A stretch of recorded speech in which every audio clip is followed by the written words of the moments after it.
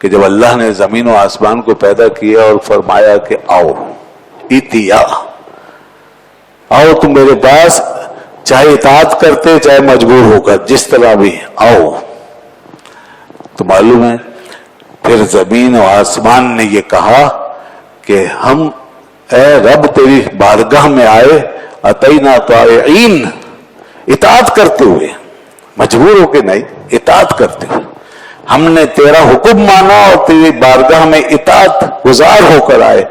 تو اب یہاں یہ لکھا تفاسیر میں کہ یہ اطاعت کا جو کلمہ ہے، یہ جو لبیک کی صدا ہے، یہ زمین کے جس ٹکڑے نے سب سے پہلے ادا کی ہے وہ یہی جگہ ہے جہاں کعبۃ اللہ ہے۔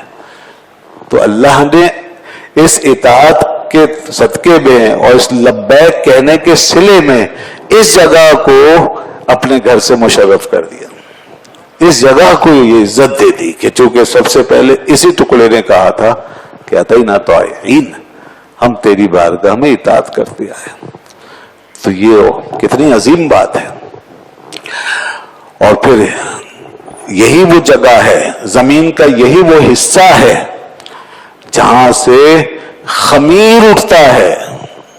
خمیر یعنی جہاں سے مٹی اٹھائی گئی ہے، جہاں سے مٹی گوندی گئی ہے، اور اس مٹی سے جس نے کہ اللہ کی بارگاہ میں سب سے پہلے سجدہ کیا، سب سے پہلے اطاعت بجا لایا، وہ ٹکڑا جس نے سب سے پہلے لبیک کہا، اس مٹی سے، اس خمیر سے سب سے پہلے اور واحد جس ہستی کو اللہ نے تیار فرمایا اور جس کی تخلیق فرمائی، وہ اپنے حبیب کو تخلیق فرمایا، وہ نبی پاک صلی اللہ علیہ وسلم کا خمیر تھا۔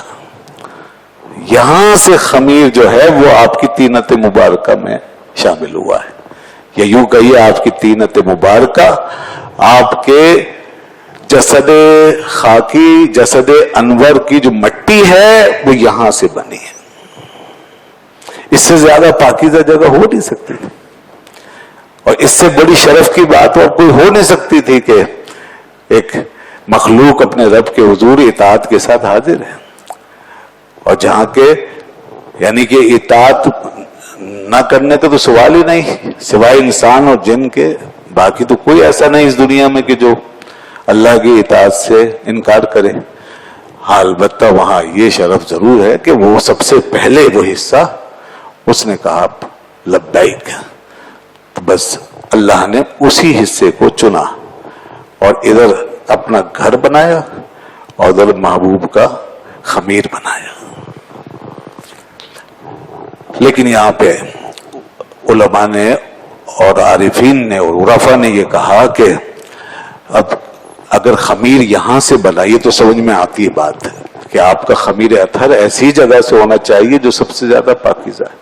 ہم صرف جسد خاکی کی بات کر رہے ہیں، جہاں تک آپ کی نورانی تخلیق کا معاملہ ہے وہ تو پھر کوئی نہیں جانتا کہ کب سے ہے معاملہ اور کن کن مرحلوں سے گزرا ہے، وہ تو جبریل و میکائیل کو بھی نہیں پتا کہ اللہ نے آپ کو بطور نور کے کب سے پیدا فرمایا، وہ ایک الگ مسئلہ ہے۔ لیکن جب جسد اطہر کو تیار کیا، چونکہ پیکر بشری میں آپ کو داخل کرنا تھا، پیکر بشری میں ظاہر کرنا تھا، تو اس جسد اطہر کو اتنی پاکیزگی اور نفاست عطا فرمائی کہ وہ یہاں سے۔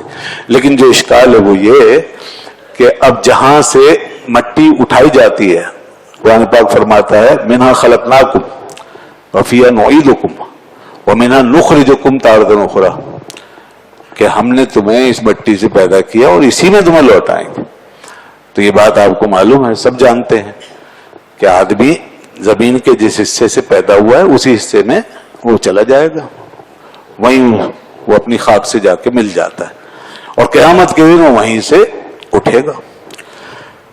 تو اب آپ صلی اللہ علیہ وسلم کا روضہ پاک تو مدینے میں ہے، آپ کے جسد اطہر کی جو تدفین ہوئی ہے وہ تو مدینے میں ہوئی، تو اس اصول کے تحت ہونا تو یہ چاہیے تھا کہ آپ کا جسد اطہر خانہ کعبہ کے اندر ہوتا اور آپ کی تدفین یہاں ہوتی ہے، کیونکہ آپ کی جو طینت پاک ہے وہ یہیں سے ہی بنائی گئی ہے، یہیں سے اٹھائی گئی ہے۔ تو بات یہ ہے کہ رب کو منظور یہی تھا کہ آپ لوگ کی تدفین مدینے میں ہو، اور हमारे दिलों का मरकज वहां बने। एक मरकज जो हमारी पेशानियों का है, जो हमारी जाहिरी दुनिया का है, वो काबे में है, वो बैतुल्लाह है। और दूसरा है मोहब्बतों का मरकज, चाहतों का मरकज, जहां हमारे दिल धड़के हैं, जहां से हमें वो मोहब्बत का आलमी मंशूर मिले जो इस उम्मत को फिर अंदर से एक रखे, एक हो मुस्लिम हरम की पासबानी के लिए। ये दिलों का जो हाल है, जब यहां से वाबस्ता हो और एक ऐसा मरकज हो, तो अल्लाह ने चाहा कि फिर उसके लिए मदीना हो, तो यूं फिर वो दूसरा मरकज मदीने में रखा गया और आपकी वहां तदफीन हुई। लेकिन वो जो कायदा है कि मट्टी जहां की हो वही तदफीन होती है, तो फिर मट्टी तो बदल गई, तो उसके लिए कहा गया कि ये मट्टी फरिश्तों ने उठाई है, वहां से आपकी तुरबत पाक के लिए मट्टी उठाई गई है और फिर वो मट्टी यहां बिछाई गई है, और यहां बिछाने के बाद फिर उसमें आपकी तदफीन अमल में आई है। इस तरह गोया आप उसी अर्ज़ पाक में तशरीफ ले गए हैं जिस अर्ज़ पाक से आपको पैदा किया गया, उसी तीनत पाक से। मगर यहां पर हजरत इमाम रब्बानी मुजद्दिद अल-फ़सानी रहमतुल्लाह अलैह ने एक और नुक्ता बयान फरमाया। सुभान अल्लाह, अगर ये भी सुनिए और उन लोगों को सुनाइए जो बड़ी बकवास करते हैं सहाबा इकराम की शानों में। देखिए शेखैन करीमैन का मकाम, ये समझ वाले ही समझेंगे, ईमान वाले ही जानेंगे, ये कोई मामूली बात नहीं है। इमाम रब्बानी फरमाते हैं कि यहां सिर्फ हुजूर की तदफीन नहीं है, बल्कि आपके साथ मुत्तसिल अबू बकर भी मदफून है और उमर भी मदफून है, तो मट्टी तो एक ही हो गई। तो इसका मतलब ये हुआ कि अब जिस तीनत पाक से रसूल खुदा सल्लल्लाहु अलैहि वसल्लम का जसद अनवर तैयार हुआ, उसी का बाकी मानदा था, उसी तीनत का, उसी मट्टी का बचा हुआ हिस्सा था जो अबू बकर और उमर की तीनत बना है और उनकी मट्टी बना है। यही वजह है कि हुजूर के साथ ये दोनों हस्तियां भी वहीं तदफीन हुई, वहीं उनको तदफीन किया गया, क्योंकि इनकी खाक भी वहीं से थी। तो अब कौन जुदा करेगा, उन्हें बताइए अब।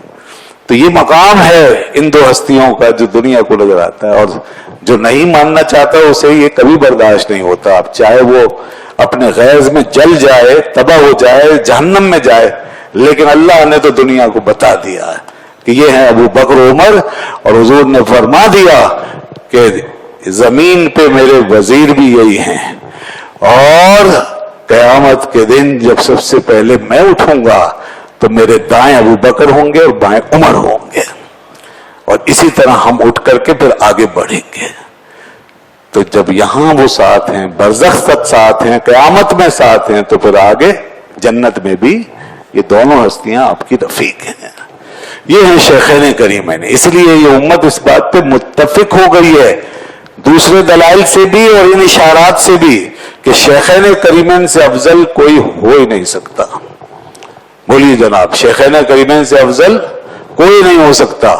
अंबिया किराम के बाद सबसे अफजल, तमाम असहाब में, तमाम लोगों में सबसे अफजल हजरत अबू बकर सिद्दीक और हजरत उमर रज़ियल्लाहु अन्हुमा है।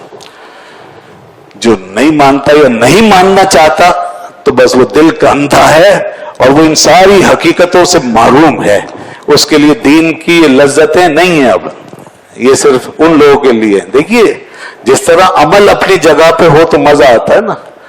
नमाज नमाज है, उसके वक्त में उसके तरीके से पढ़ो तो मजा है। रोजा रोजा है, उसके वक्त में उसके तरीके से रखो तो मजा है। इसी तरह अकीदा अकीदा है, उसको उसकी जगह पे रखो तो उसका भी मजा है। और सारी चीजें फिर खुद समझ में आती हैं। अब इन महरूमों को क्या पता जो इस चक्कर में पड़े हैं। कोई कह रहा है जी नहीं, यूं अफजलियत थी, तू थी, इस तरह नहीं थी, उस तरह नहीं थी, वो खिलाफत में अफजल हैं, सियासत में अफजल हैं, रूहानियत में नहीं है, रूहानियत में मौला अली हैं। ये क्या बातें हैं।